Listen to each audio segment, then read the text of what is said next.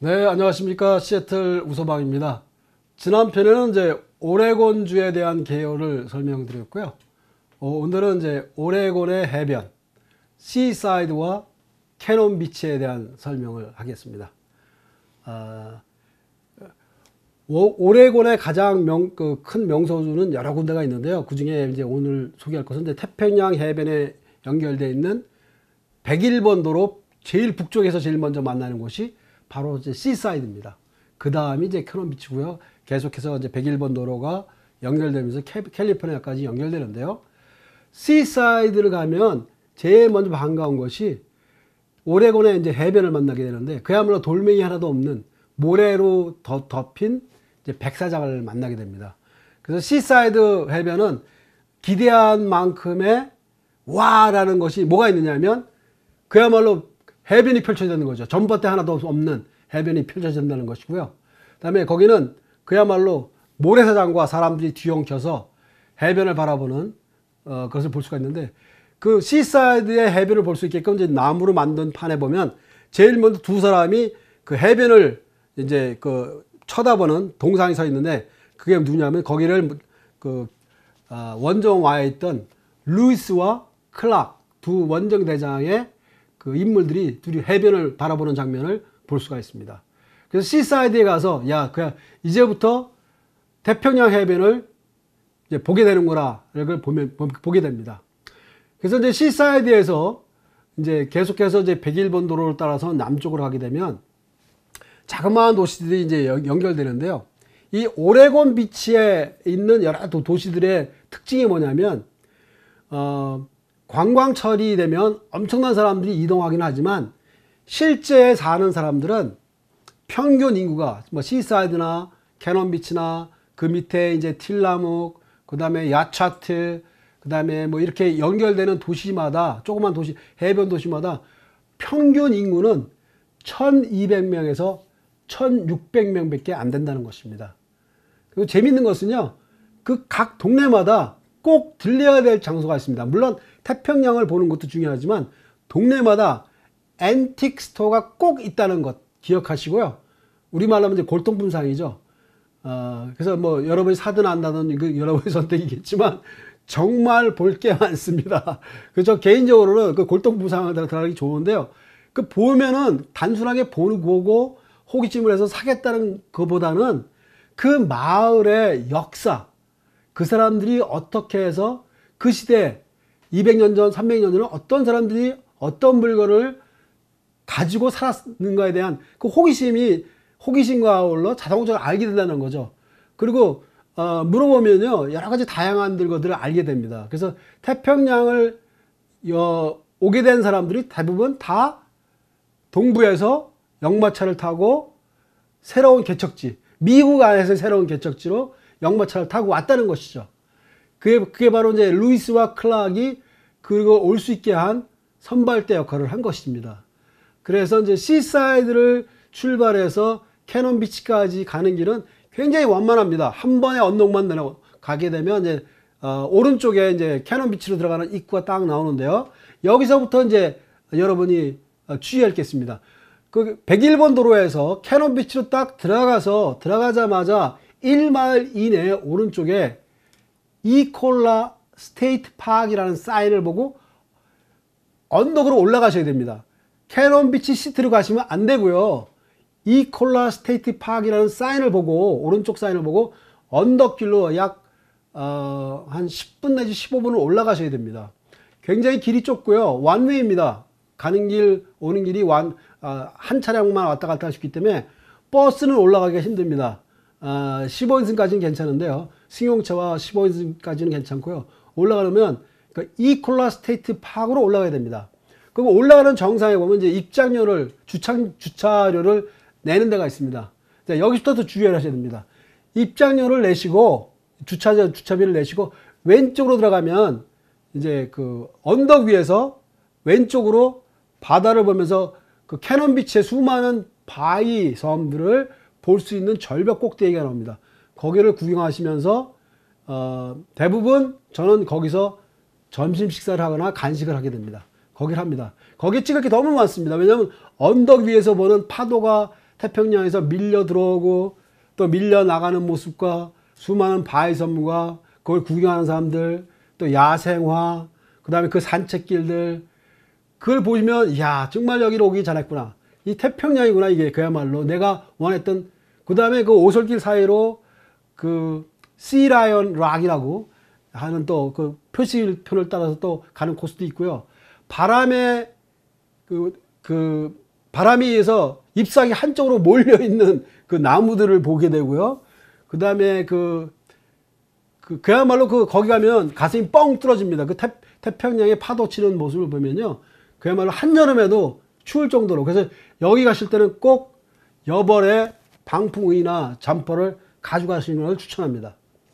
그래서 이제 캐논 비치를 보신 다음에요, 왔던 길, 아까 주차장 길을 반대길로 가게 되면 인디안 비치라는 곳이 나옵니다. 이 대부분 여기를 모릅니다. 이콜라 스테이트 파크에 들어가서 왼쪽에 들어가면 캐논 비치가 보이는 절벽이 나오고요. 그걸 보신 후에 반대편으로 가면 인디안 비치라고 해서 거기는 또 내려가게 됩니다. 차를 타고 한참 내려가게 되면 한 5분에서 7분 정도로 내려가게 되면 인디안 비치라는 곳이 나오는데요. 파킹 랏이 그렇게 많지가 않습니다.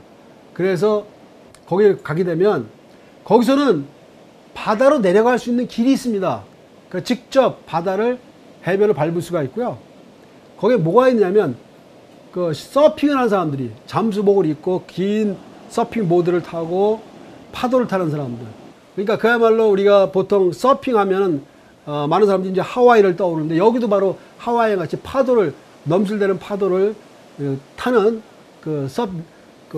서핑을 하는 사람들을 볼 수가 있고요. 바닷가를 내려갈 수가 있고요. 거기에 이제 그 구멍 뚫린 바위라든가 그 바위 사이에, 그 다음에 이제 그 오레곤의 해변, 거기서도 많은 그 바위섬들을 볼 수가 있습니다. 그래서 여기 가면 우리 7080에서 나오는 바위섬이라는 노래가 있죠. 한국 사람들이 많이 즐겨 부르는 바위섬이라는 노래를 자연스럽게 나오게 됩니다. 그래서 이렇게 캐논 비치와 인디안 비치를 보신 후에 다시 이콜라 스테이트 파크를 나와서 아까 가려고 했던 캐논 비치 다운타운으로 가게 되면 그야말로 오레곤 그 101번 도로에서 가장 화려한 그 마을이 바로 캐논 비치 다운타운입니다. 그 다운타운인데요. 다운타운을 들어가자마자 뭐가 보이냐면 이렇게 뾰족한 바위가 보입니다. 해변에 누가 일부러 이렇게 세워놓은 것 같이 이제 보이는데요. 그 이름이 아주 재밌습니다. 한 번 들으면 절대 안 잊어버립니다. 헤이스택 락이라고 해서요. 한국말로 하면 이렇게 헤이가 뭐냐면 그 건초거든요. 건초를 쌓아놓은 것 같이 생긴 바위다. 그러니까 우리말로 하면 노젓가리봉이죠. 노젓가리봉. 이해가 되십니까? 예, 노젓가리를 쌓아놓은 것 같은 바위다. 그래서 그 헤이스택 락인데요. 얼마나 그 경사가 깊으냐면요. 이게 사람들이 이거 함부로 올라갈 수가 없습니다. 그리고 높이가 무려 235피트입니다. 미터로 따지면 이제 72m가 되는데요. 멀리서 보면 애게 그러는데 가까이 갈수록 한참을 쳐다보게 됩니다. 이게 72m라는 높이가 상당합니다. 그래서 물이 빠질 때 거의 다 갈 수가 있습니다. 그 밑에까지 갈 수가 있거든요. 가게 되면 아직도 못 나가고 있는 조개들이라든가 이런 것들을 다 볼 수가 있고요. 그야말로 그 돌 하나 없는 모래사장을 밟으면서 갈 수 있는 게 바로 캐논 비치와 시사이드의 특징이 뭐냐면 정말 고운 모래, 파우더 모래를 밟을 수가 있고요. 아, 이거야말로 정말 태평양 해변의 모래사장이구나 하는 걸 느낄 수가 있고요. 정말 이게 지금은 뭐 디지털 카메라 시대라서 뭐 얼마든지 찍고 배터리가 있는 한 열심히 찍지만 저는 이제 필름 카메라 시대도 잠깐 살았기 때문에요. 그럴 때 가면 정말 필름을 10통 이상을 준비했을 정도로 사진 찍을 것이 정말 많은 곳입니다. 그리고 여기 이 지역의 사람들이 가장 선호하는 게 뭘까요? 바로 태평양이 보이는 목조 건물에 삽니다. 그래서 그 건물마다 자기의 개성에 따라서 그 집을 짓는데요. 그 아주 희한하게 짓습니다. 그래서 목조 건물, 해변에 있는 해변가에 목조 주택을 보는 것도 참 멋있고요. 이 나무들이 해변가에 있는 나무집들의 지붕을 대부분 이제 나무로 만들었는데요. 이게 뭐냐면 그 시더, 그 향나무과의 시더 나무를 바닷물에서 꺼내 갖고요, 말려서 거기다가 콜타를 칠해서 잘라서 지붕을 만든 거기 때문에 한번 지붕을 만들면 보통 30년에서 40년 간다고 합니다. 그래서 이렇게 만든 집, 그 다음에 그 해변을 보면서 그 해변 앞에 정원들을 만든 모습, 그 다음에 구조, 그 다음에 그 창틀을, 모든 창을, 이쪽이 서쪽이지 않습니까? 석양을 지는 곳. 이 서양 사람들이 바로 석양을 좋아하거든요. 그래서 태평양, 여기는 오레곤이기 때문에 미국의 서쪽입니다. 그래서 해 뜨는 걸 못 보더라도 그 석양을 볼 수 있기 때문에 모든 창문이 통창으로 해변가를 나와 있습니다. 그래서 이 사람들은 아무리 해를 봐도 그 한국인처럼 그 얼굴이 타지 않고 빨개 만지기 때문에 석양을 엄청 좋아합니다. 모든 창문이 서쪽으로 나와 있다는 거. 그 다음에 해변. 그 다음에 그 연날리기를 하면서 수많은 다양한 미국의 민족들이, 그 다음에 해외에서 온 관광객들이 몰려있는 것들을 보면 이 캐논 비치에서 그야말로, 캐논이라는 뜻이 뭐죠? 파편이라는 뜻이거든요. 포탄의 파편인 것처럼. 그렇게 수많은 파편처럼 바닷가에 바위가 있다는 거. 이것이 바로 이제 캐논 비치의 특징이고요. 캐논 비치에서 반드시 하셔야 될 거면 가장 멋있는 식당, 가장 그 음식이 가장 비싼 음식점을 가서 한 번쯤 이때는 한번 카드를 쓸 필요가 있습니다. 정말 해변가에서 바다를 보면서 먹는 음식이 바로 최고의 진미입니다.